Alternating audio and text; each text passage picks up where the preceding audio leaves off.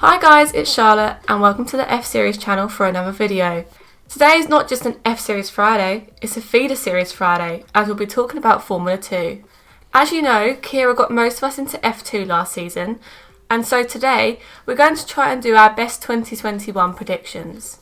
But let's get started with a fun question. Who do you think will have the best team radio this year? So there's definitely a lot of options for this one. You've got the likes of Marcus Armstrong, who's always funny, Dan, Christian Lundgaard's also really funny on the radio. Who else is there? Like Jehan Druvla. I don't know if he tries to be funny, but him and his engineer are really funny. I think I am going to pick, I think it's probably going to be Dan. Dan, yeah. I think the best team radio has got to be Dan Ticktum. I really can't see it being anyone else. And his radios last year were good enough when he was driving for Dams. But this year he's driving for Carling.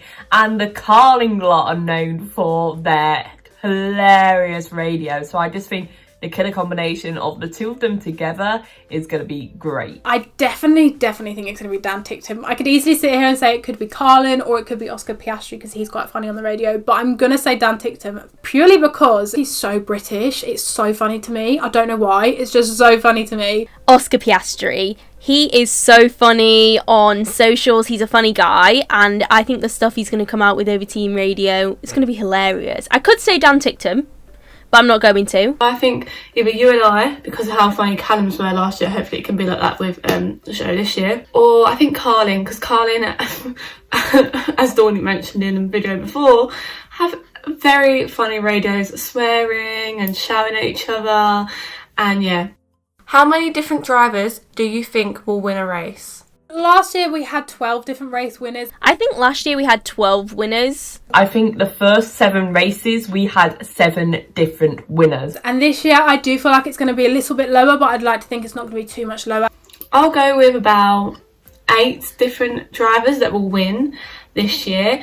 I just think this because obviously there's the sprint race and the feature race, and last year we got loads of different drivers like actually winning, so I'm going to say 8. So I think that Robert, Oscar, Joe, Felipe, Dan, Christian, Marcus, Liam, and who else did I say? Yuri? Felipe? I think there's going to be 9 winners. 9. I'm going bold. I'm going to say 9. I'm probably going to say like 8 to 10 race winners, so a couple less than last year, as we had 12 last year. I'm going to predict that we are going to have 12 different winners. That is around about half of the field. I think that's pretty doable for Formula 2. As we know with Formula 2, anything can happen. So I can see this happening for sure. How many different drivers do you think will get on the podium?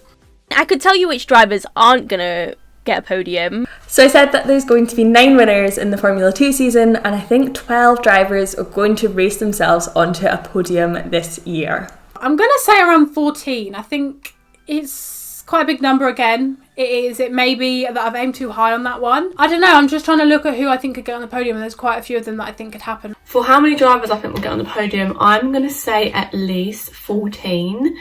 I'm just going to put it out there. I think that this is like F2 is the most fun racing series that we have, and I just love like how many different people can get on the podium. So I'm saying 14, maybe even up to 16 people on the podium. I hope. I'm going to say 14 or 15. I think out of 22 that is a decent number, especially with how competitive Formula 2 is. I'm going with 16. That leaves about 6 drivers in the field that won't get a podium, which, to be honest, I think is probably quite accurate. Who do you think will be battling the most? I'm definitely going to say the Prema boys because I think them two are going to be the ones that are going to be fighting for the championship. Ooh, we're going to have some spicy battles with the Prema boys, I know that. It's definitely going to be the Prema boys, it's going to be the RGP boys, but also it's going to be the Carlin boys. Jehan Druvla and Dan Ticktum. I think as far as teammates go, they are probably the most volatile on the grid and the most likely to fight each other. Dan Ticktum is going over to Carling with a fire up his ass because he knows that a Williams seat could be open for him next season, and Jehan Druvla also at Carlin, will be there with a fire up his ass because he knows potentially there will be an AlphaTauri seat. The worst kind of battle is going to be Roy Nissany and Marcus Armstrong as teammates.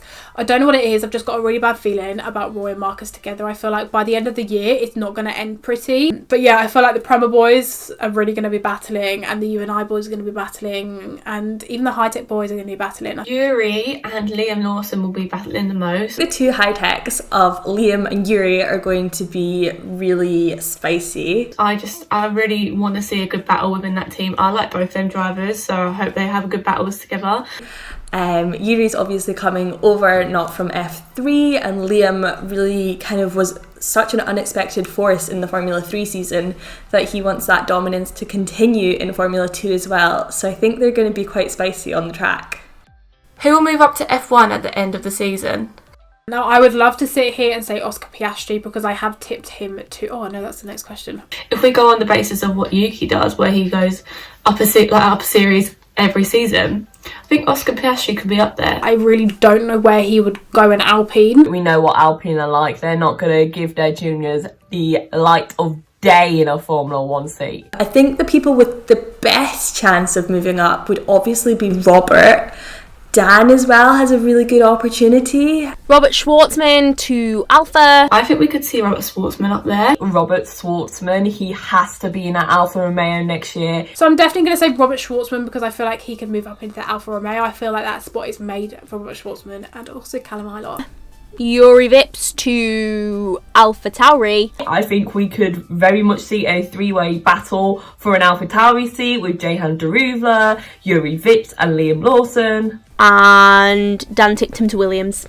That's it. And also Dan Ticktum could move up to Williams. But also we are definitely going to see Dan Ticktum trying to get those super license points because he really does stand a chance of getting in that Williams. The only thing that's kind of stopping me from thinking that is the fact that Dan really doesn't have a lot of budget, so he's not a driver that's going to come in like Roy Nissany or like Nicholas Latifi who have that backing. So that's the only reserve that I've got with that. Who will have the most DNFs? Unfortunately, I think it's maybe one of the HWAs that'll have the most DNFs. I don't know which one, but yeah, it's not an award you want to kind of be nominated for, is it? It's definitely Alessio Deleda. Deleda. I just think he's going to crash into everyone and everything. I mean, he's just going to crash by himself, actually. Deleda and Samaya. They are both as useless as each other. They are both going to be creating a hot mess, but also hopefully going to give us the safety cars that we need to keep some of these races spicy. Which team will be the most improved? So I'm hoping that the most improved team will be High Tech because both my boys Liam and Yuri are in there. I really want them to do well, so hopefully they can be battling up there at the top. I think DAMS and MP Motorsport are going to be able to put themselves right up into the mix. They're the teams that you wouldn't quite expect, but they do definitely kind of show their presence at certain tracks, so that'll be good to see. My most improved team, I think, will be MP Motorsport. If we're looking at the drivers, which I think is not confirmed yet, but chances are will be for sure, and Zendelli, that is a much stronger lineup than they had last year. So I really hope they can pick up with consistency and hopefully get both of their cars in the points in the races more often. I'm going to say ART. I think last year they weren't really up there because Christian Lundgaard was up there often, but Marcus Armstrong was kind of falling behind. And now that they've still got Christian and now they've got Teo Porcher, I think that is a really good lineup, and hopefully they will both get some race victories, both get some podiums, and put ART a little bit higher up on the standings. Now, the most improved team, I definitely think is going to be Trident. Trident didn't have the best year for the last couple of years, and actually they hadn't really done in F3 either. However, last year in F3 they really stepped it up and they had a really strong game. So I definitely feel like Trident are going to be good. Obviously, we don't know who their drivers are going to be for the whole season. Hopefully, they do remain with the two they've got now because I think it's a really good lineup. But I think Trident, I feel like if they take the momentum they had from FIA F3 and bring it up to F2, I think it's going to be really good. Who will get an FP1 session or sessions? So I definitely feel like it's going to be Roy Nissany that has the most FP1 sessions. We already know that Roy Nissany will be getting 3 FP1 sessions as he did last year. We've obviously got Roy. Definitely Roy. I haven't actually looked into whether any other drivers have got any FP1 sessions, so I can't say whether, you know, this driver's going to have more or less, but I definitely know that Roy's got quite a few, so I'm going to say Roy Nissany. He's getting his own day in testing. We've just had a Roy Nissany Friday with him spending all day in the Williams, so who knows how that went. Also, someone who I think may be an outside chance of an FP1 session is Théo Pourchaire, because he is this young prodigy. If he starts off the season really well, he is part of the Sauber Academy, and with both Tonio and Kimi hopefully on the way out, I think they will want to give him some experience. I think Dan Tickton will get some FP1 sessions, hopefully. It would be really good to see Dan getting some sessions, but I don't know how likely that is. I think Oscar might get as well, but I don't know if that'll be this year, maybe next year. Maybe it's too soon for Oscar Piastri, but he is very talented. I also would love to see Joe get some FP1 sessions in the Renault. I think that would be great for him, and also want to see Christian Lundgaard get some FP1 sessions as well. So I don't know if they will, but that's what I'm hoping. We'll get Robert Schwartzman for some FP1 sessions. I also wouldn't be surprised to see if Marcus Armstrong gets some. I definitely think that Robert Schwartzman and Marcus Armstrong will both get a little bit of running in either the Alpha or the Haas, and Ferrari will make sure that they've got the opportunity to run a couple of FP1 sessions, like Callum and Mick were supposed to do before the Eiffel Grand Prix last year, before rain ruined the whole weekend for them. Who do you think will have the most controversy? It could easily be Dan Ticktum for saying one thing over the radio and everybody completely blowing it out of proportion and taking it out of context. Obviously, you've got the easy candidate of Dan, because some of his radios are a bit spicy, shall we say. Last season there was some controversy if you look at sort of team radios from a certain Dan Ticktum. But I don't know if it counts as controversy. I don't know, I feel like controversy follows him wherever he goes. A big controversy might be that Jean-Luc Petikov can't afford to keep his seat because we know he's low on sponsorship and funding, so that could be something that kicks off in the season. I am going to have to say the HWA team. Probably Alessia Deleda and Matteo Nannini. You know, every year there's that lineup. HWA have it this year, and I just feel like the whole of HWA and just them two drivers is going to be spicy. Those two together, honestly, is a recipe for disaster. It's going to be a hot mess. Who do you think will be the Constructors champion?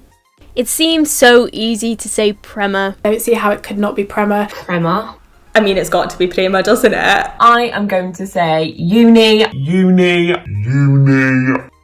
lineup of Schwartzman and Piastri is fire. It's going to be so good. The team work so well together. They wipe the floor with any other team in any other series, whether you're in Italian F4 or whether you are in FIA F2. Anyone who doesn't say Prema is just delusional at this point. I just think they have a really solid basis to work on from last year with Guan Yu Zhou and Callum Ilott. This year they've still got Zhou and they've now got Felipe Drugovich. They've got two absolutely quality drivers and they just need that little bit of luck on their side to pick the Prema boys, but I am confident that they can do it. And finally, who do you think will be the 2021 Formula 2 champion?